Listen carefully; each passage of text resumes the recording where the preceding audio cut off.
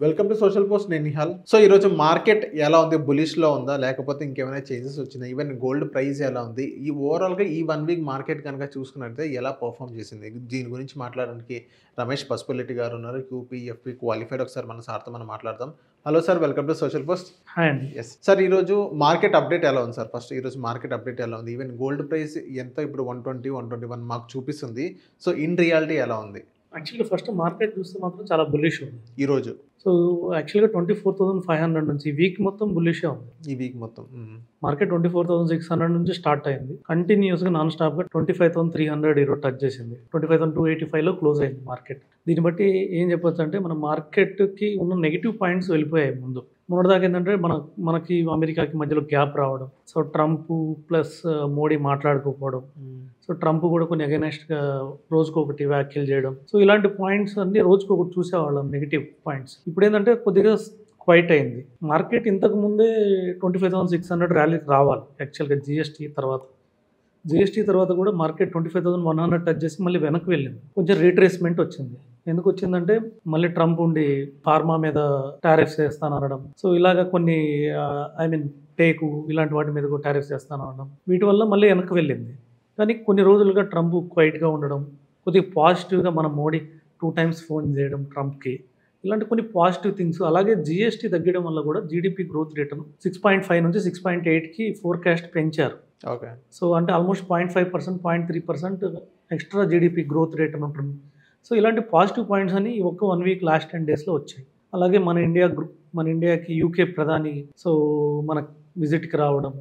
So అతను కూడా పాజిటివ్గా ఉండడం మన ఇండియా మీద, ట్రేడ్ మీద, వీటన్నిటి పాజిటివ్ థింగ్స్ వల్ల మార్కెట్ పెరుగుతూనే వెళ్ళింది. ఎక్కడ స్టాప్ లేదు. పర్టికులర్గా ఈరోజు చూస్తే మార్కెట్ ఫ్లాట్గా ఓపెన్ అయింది. మార్కెట్ ఇంకా నెగిటివ్ -15 పాయింట్స్లో ఓపెన్ అయ్యి స్ట్రైట్ జర్నీ చాలా తక్కువ రోజులు. యాక్చువల్గా నిన్న కూడా కొంచెం స్ట్రైట్ జర్నీ వచ్చింది, కానీ ఇంత స్ట్రైట్ జర్నీ ఎక్కడ రాలేదు. -15 పాయింట్స్ నుంచి 130 పాయింట్స్ వరకు మధ్యలో రీట్రేస్మెంట్ ఏం లేకుండా వెనక్కి లాక్కుండా ముందుకే వెళ్ళిపోయింది, ఎక్కడ ఆగకుండా. దీన్ని బట్టి మనం క్లియర్ చెప్పొచ్చు పాజిటివ్ బుల్ మార్కెట్కి మార్కెట్ రెడీ అవుతుంది. మూమెంట్ రెడీ అవుతుంది. అవును. సో లాస్ట్లో 50 పాయింట్స్ 30 పాయింట్స్ కరెక్ట్ అయినా కూడా మార్కెట్, కానీ స్ట్రెంగ్త్ అయితే మార్కెట్లో కంటిన్యూస్గా ఉంది. సో మేబీ నెగిటివ్ ఓపెనింగ్ కూడా మార్కెట్ని ఆపట్లేదు. రేపు సపోజ్ మండే కూడా నెగిటివ్ ఓపెన్ అయినా కూడా పాజిటివ్లోనే క్లోజ్ చేసే అవకాశం ఉంది. ఎందుకంటే హై టు హై కూడా క్లోజ్ చేసింది మార్కెట్. నిన్నటి కన్నా హై కన్నా ఈరోజు హై ఎక్కువ ఉంది. మొన్నటి హై కన్నా నిన్న హై ఎక్కువ ఉంది. సో ఎవ్రీడే హైస్ బీట్ చేసుకుంటూ వెళ్తుంది మార్కెట్. సో డే క్యాండిల్స్ కానీ అన్ని విధాలు చూసినా కూడా మార్కెట్ చాలా బుల్లిష్గా ఉంది. మనకి లాస్ట్ 2 టైమ్స్ 25,600 దగ్గరికి వచ్చి వెనక్కి వెళ్ళింది. ఆగస్టులో ఒకసారి, సెప్టెంబర్లో ఒకసారి. సో అక్కడికి మళ్ళీ వెళ్ళే అవకాశం ఉంది. మార్కెట్ టెస్ట్ చేసే అవకాశం ఉంది. 25,600 దగ్గరికి వెళ్ళే అవకాశం. ఓకే. 25,600 దగ్గర మళ్ళీ మనకి ఎలైట్ వేవ్ థియరీ అంటారు. సో ఎలైట్ వేవ్ థియరీలో ఎలా ఉంటాయంటే 5 వేవ్స్ ఉంటాయి. 5 ఇయర్స్ ఉంటాయి.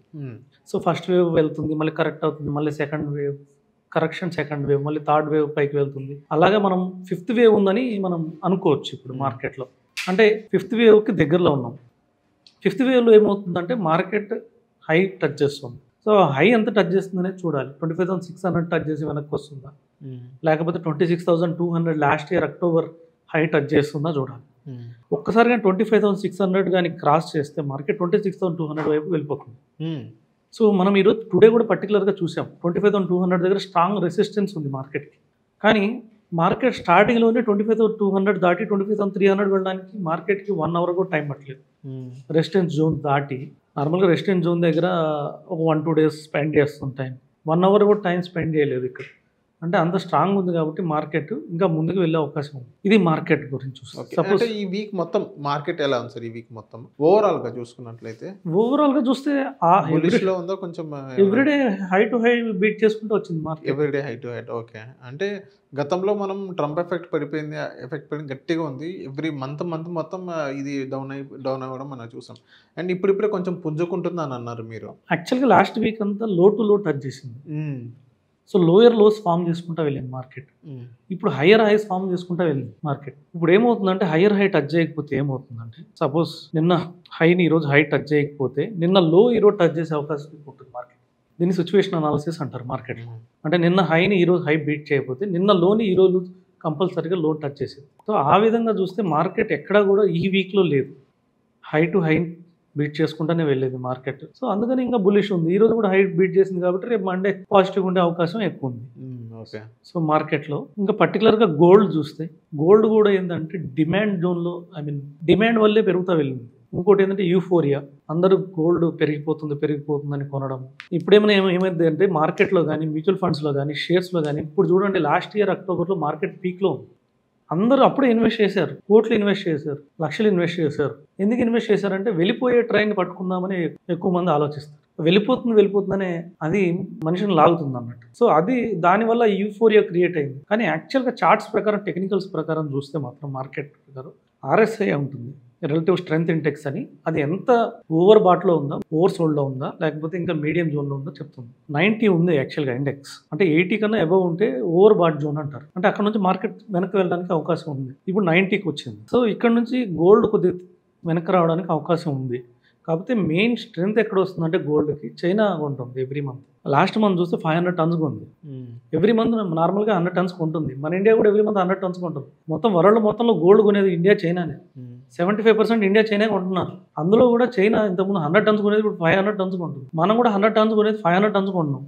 ట్రంప్కు భయపడవచ్చు, లేదా ఫ్యూచర్లో రెసెషన్ రావచ్చు, డెట్ పెరుగుతుంది, కంట్రీస్ డెట్ పెరిగిపోతుంది, ఎప్పుడైనా రెసెషన్ రావచ్చు పర్టికులర్గా. సో అందుకని చెప్పి డెట్కి ఇంట్రెస్ట్ కూడా కట్టలేని సిచ్యువేషన్లో ఉన్నాయి చాలా కంట్రీస్. అప్పులు కట్టడం తర్వాత సంగతి, వడ్డీలు కట్టలేని సిచ్యువేషన్లో చాలా కంట్రీస్ ఉన్నాయి. అందుకని ఎప్పుడైనా రెసెషన్ రావచ్చు. వీటన్నిటికీ హెడ్జ్గా గోల్డ్ కొన్నారు. కానీ ఓవర్ బాట్ జోన్లోకి వెళ్ళిన తర్వాత ఒకనొక టైంలో డెఫినెట్గా అక్కడ నుంచి స్లో డౌన్ అవ్వాలి. అంటే ఇప్పుడు స్లో డౌన్ అవ్వాలి, ఒక మాట చెప్పి స్లో డౌన్ అన్నారు. సో ఇప్పుడు మార్కెట్ అనేది ఇప్పుడిప్పుడే కొంచెం బుల్లిష్ అవుతుంది, ఫ్యూచర్లో కూడా మెల్లగా బుల్లిష్ అవుతుంది అన్నట్టుగా మీరు చెప్పారు. అప్పుడు మార్కెట్ అనేది బుల్లిష్ అయిన వెంటనే గోల్డ్ అనేది ఎంత పర్సెంట్ వరకు డౌన్ అయ్యే అవకాశాలు ఉన్నాయి? అంటే దగ్గర ఇప్పుడు కొంతమంది ఆర్టికల్స్ అలా చూస్తున్నాం, ఫ్యూచర్లో గోల్డ్ అనేది ఒక 20-30% కానీ 20-30 ఈ మధ్యలో పర్సెంట్ అనేది డౌన్ అయ్యే అవకాశాలు ఉన్నాయి అని అంటున్నారు. ఇది వాస్తవం అని అంటారా? అవ్వచ్చు, రీట్రేస్మెంట్స్ ఉంటాయి, ఏది స్ట్రైట్గా పెరుగుతూ వెళ్ళదు. సో మన మార్కెట్ కూడా 25,000 26,200 లాస్ట్ ఇయర్ వెళ్ళినప్పుడు అక్కడ నుంచి ఎంతకు వచ్చింది? 21,800కి వచ్చింది మార్కెట్. 38% మామూలుగా రీట్రేస్మెంట్స్ ఉంటాయి. 38.2 అని, 50, 61.8 ఇలాంటి రీట్రేస్మెంట్స్ అంటారు వీటిని. అంటే ఫస్ట్ టార్గెట్ వచ్చి 38% రీట్రేస్మెంట్ వచ్చే అవకాశం ఉంటుంది. మన మార్కెట్లో ఆల్రెడీ వచ్చి చూసాం. ఇలాంటివి అన్ని ఇన్వెస్ట్మెంట్లో ఉంటాయి. ఏదైనా కానీ బాగా పెరిగినప్పుడు దానికి కొంచెం మళ్ళీ రీట్రేస్మెంట్ వెనక్కి వచ్చే అవకాశం ఉంటుంది. గోల్డ్ కూడా ఉండొచ్చు, మేబీ 38% రాకపోతే 12%, 13% డెఫినెట్ కరెక్షన్ వచ్చే అవకాశం ఉంటుంది. కానీ అప్పుడు దాకా మనం చెప్పలేము, ఎందుకంటే సిల్వర్ స్ట్రాంగ్ ఉంది. సిల్వర్ మెటల్స్లో సిల్వర్ చాలా స్ట్రాంగ్ ఉంది. అంటే హిస్టరీ చూసుకుంటే సార్, సిల్వర్ అనేది 2 సార్లు గట్టిగా పడిపోయే సిచ్యువేషన్ చూసాం కదా హిస్టరీ అనేది. అండ్ ఇప్పుడు కూడా అదే సిచ్యువేషన్ రావచ్చు కదా సిల్వర్. గోల్డ్ కూడా పడిపోయింది 1990 to 2000 నెగిటివ్ రిటర్న్ గోల్డ్. అంటే ఇప్పుడు అంత హ్యూజ్ ఇప్పుడైతే గోల్డ్ మీద రాకపోవచ్చు. ఇప్పుడు సిల్వర్ మీద అయితే కొంచెం గోల్డ్తో కంపేర్ చేసుకున్నట్లయితే సిల్వర్ పడిపోయే అవకాశాలు ఉన్నాయి అంటున్నారు కొంత. సిల్వర్కి ఇప్పుడు ఇండస్ట్రియల్ ప్యానల్స్లో వాడుతున్నారు, ఇన్వెస్ట్మెంట్గా వాడుతున్నారు, సిల్వర్ బార్స్ కొన్నారు, సిల్వర్ ETFలు కొన్నారు. Industrial panels, solar panels demand చాలా ఉంది సిల్వర్కి. గోల్డ్ కన్నా సిల్వర్కి డిమాండ్ ఎక్కువ ఉంది ఇప్పుడు ప్రజెంట్. సో ఇప్పుడు కమింగ్ అంతా గ్రీన్ ఎనర్జీ కదా, సోలార్ మీద డిపెండ్ అవుతారు. అవును. సో దీనివల్ల ఇప్పుడల్లా సిల్వర్కి వచ్చిన ప్రాబ్లం అయితే ఏం లేదు. మేబీ 2 lakh టచ్ చేయడానికి చాలా తక్కువ టైం తీసుకోవచ్చు, పెద్ద ఎక్కువ టైం తీసుకోపోవచ్చు. గోల్డ్ కన్నా 2 lakh ముందు సిల్వర్ టచ్ చేస్తుంది. దానికి మనం యాక్చువల్గా ఒకనొక టైంలో గోల్డ్ సిల్వర్ సేమ్ ఉన్నాయి. గోల్డ్ 10 grams ఎంత ఉందో సిల్వర్ 1 kg కూడా సేమ్ అంతే ఉంది. కానీ ఒకనొక టైంలో గోల్డ్ని బీట్ చేసుకుంటే ర్యాలీలో సిల్వర్ ముందుకు వెళ్ళిపోయింది. అక్కడ నుంచి వెనక్కి ఎక్కడ చూడలేదు. గోల్డ్ 1,20,24 ఉంటే సిల్వర్ 1.5, 1.6 వచ్చేసింది. 1.6 వచ్చేసి కేజీ. అంటే ఇప్పుడు రేస్లో ముందుంది సిల్వరే గోల్డ్ కన్నా. Okay. Gold maybe reserve bank రేపు ఎప్పుడైనా రిజర్వ్ బ్యాంక్స్ ఆపేస్తే గోల్డ్ పడుతుంది డెఫినెట్గా. ఇంకొకటి ఏంటంటే మార్కెట్లోకి ఈక్విటీ మార్కెట్ ఇంట్రెస్ట్ తగ్గడం, మ్యూచువల్ ఫండ్ ఇన్ఫ్లోస్ తగ్గడం, bank FD US FD rates తగ్గడం, మన ఇండియాలో కూడా బ్యాంక్ FD రేట్లు తగ్గడం, కొద్దిగా అమౌంట్ గోల్డ్లోకి వెళ్ళింది. సరే ఏదైనా అసెట్ అట్లాగే స్ట్రైట్గా పెరుగుతూ వెళ్ళదు, డెఫినెట్గా కొద్దిగా మళ్ళీ తగ్గుతుంది. ఆ తగ్గడానికి గోల్డ్ ఇప్పుడు ప్రస్తుతానికి వచ్చేసి ఓవర్ బాట్ జోన్లో ఉంది. యూఫోరియా ఉన్నంతకాలం గోల్డ్ పెరుగుతుంది. ఎప్పుడైతే ఈ యూఫోరియా పోతుందో డెఫినెట్గా మళ్ళీ గోల్డ్ కిందకు వస్తుంది. ఎంత పర్సెంట్ కిందకు వస్తుంది? రిట్రేస్మెంట్ మనం అనుకున్న 12-13%. 12-13%. అంటే ఇప్పుడు 120, 125 అని అన్నారు మీరు. ఎంత పర్సెంట్ పెరిగే ఛాన్స్ ఉండేది బై 27 ఫినాన్షియల్ ఇయర్ మనం చూసుకున్నాం, 26-27? గోల్డ్ హై చూసుకుంటే 1.5 lakh కన్నా ఎక్కువ పోకపోవచ్చు. 1.5 lakh అంటే ఎక్కువ పోకపోవచ్చు. ఓకే. ఎందుకంటే లాస్ట్ ఇయర్ 75,000 ఉంది.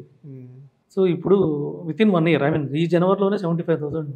ఇప్పుడు 1 ఇయర్ కూడా కంప్లీట్ కాలేదు, ఆల్మోస్ట్ 1.25 వచ్చేసింది. 1 ఇయర్లో 100% రేట్ ఆఫ్ రిటర్న్ ఇచ్చే అసెట్స్ చాలా తక్కువ ఉంటాయి. ఇప్పుడు వరకు చాలా ఇవ్వలేదు. క్రిప్టో తప్పితే ఆర్గనైజ్డ్ అసెట్స్ అయితే 1 ఇయర్లో 100% రిటర్న్ ఇవ్వలేదు. సో అంటే అసెట్ అలొకేషన్ ప్రకారం మామూలు గోల్డ్ కానీ రియల్ ఎస్టేట్ కానీ 1 ఇయర్లో 100% ఇచ్చిన సన్నివేశాలు చాలా తక్కువ ఉంటాయి. ఎందుకంటే 100% ఇస్తే నెక్స్ట్ ఇయర్ తగ్గే అవకాశం ఎక్కువ ఉంటుంది. అందుకని మేబీ 1.3, 1.4 దగ్గర నుంచి స్లో అవి కొద్దిగా వెనక్కి వచ్చి మళ్ళీ 1.3 దగ్గర సెటిల్ అవ్వచ్చు గోల్డ్. కానీ రీట్రేస్మెంట్ తగ్గితే మాత్రం మళ్ళీ 1 lakh టచ్ అవకాశం కూడా ఉంది. 1 lakh టచ్ చేసే అవకాశాలు కూడా ఉన్నాయి. ఓకే, అది ఎన్ని ఇయర్స్ వరకు అవ్వచ్చు సార్ సుమారు 1 lakh? అది ఇప్పుడు యాక్చువల్గా ఇప్పుడు వార్స్ క్లోజ్ అయిపోతున్నాయి, అంతా సెటిల్మెంట్ సెటిల్ అవుతుంది, మెల్లమెల్లగా అవుతుంది. అన్ని కంట్రీస్ మాట్లాడుకుంటున్నాయి. రష్యా యుఎస్ మాట్లాడుకుంటుంది, యుఎస్ చైనా మాట్లాడుకుంటుంది, మనము చైనా మాట్లాడుకున్నాం. ఎప్పుడైనా మనం అనుకోలేదు అసలు మనం చైనా మాట్లాడుకున్నాం. ఒక పాకిస్తాన్ తప్పితే మిగతా దేశాలన్నీ మాట్లాడుకుంటున్నాయి. అంటే ఈ ఉద్రిక్తులన్నీ తగ్గిపోతున్నాయి. ఇవన్నీ సెటిల్ అయితే గోల్డ్ కింద రావాల్సిందే డెఫినెట్గా. Okay okay, so thank you sir మా సోషల్ పోస్ట్ వచ్చినందుకు. వెల్కమ్.